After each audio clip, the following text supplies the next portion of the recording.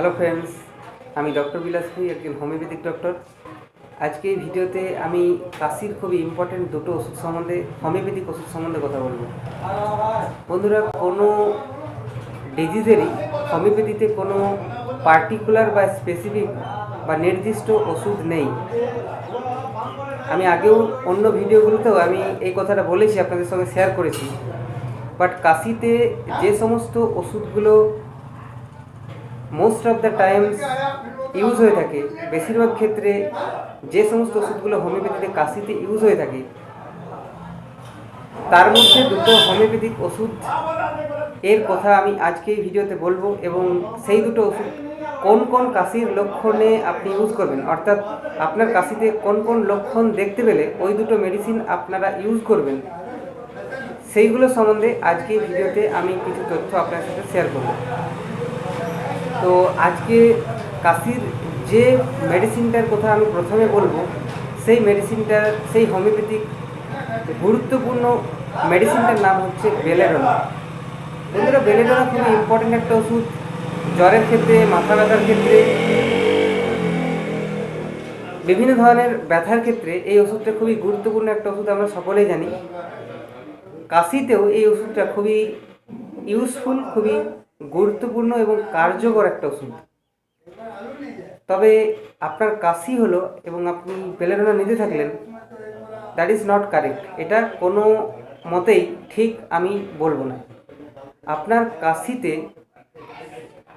যে যে লক্ষণগুলো থাকলে আপনি বেলেডোনা নেবেন, সেই লক্ষণগুলো আপনাকে ঠিক করে জানতে হবে।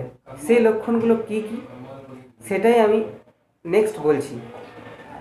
যদি আপনি দেখেন আপনার কাশি হয়েছে এবং তার সাথে আপনার গলাতে জ্বালা রয়েছে, আপনার গলার ভিতরে একটা ইরিটেশন রয়েছে, সাথে সাথে আপনি যদি টর্চ দিয়ে আপনার গলার ভিতরটা দেখেন, টনসিল এবং তার আশপাশের যে এরিয়া, সেই এরিয়াতে যদি আপনি টর্চ দিয়ে দেখেন লাল ভাব রয়েছে, রেডনেস রয়েছে, এবং সেই কাশি যদি আপনার ঠান্ডা লেগে হয়ে থাকে,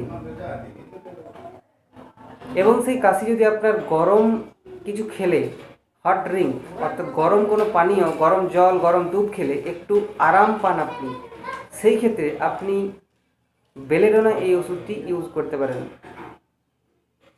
তো আশা করি আপনি বুঝতে পেরেছেন, কাশি হলেই আপনি যে বেলেডোনা নেবেন এমন কিন্তু নয়।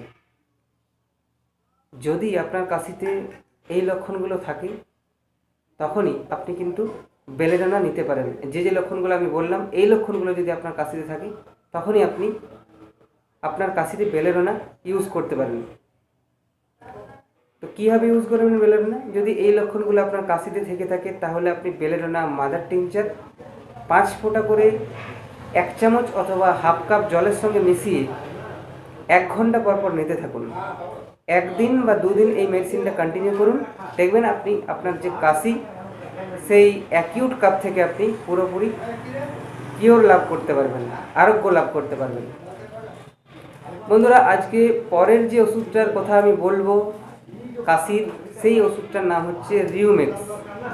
রিউমেক্স 30 পোটেন্সি ইউজ করতে পারেন আপনি, অথবা 6 পোটেন্সিও ইউজ করতে পারেন। 6 বা 30 দুটো পোটেন্সির মধ্যে যে কোনো একটা পোটেন্সি আপনি ইউজ করতে পারেন। দুটো পোটেন্সিতেই ভালো কাজ হয়, according to my clinical experience.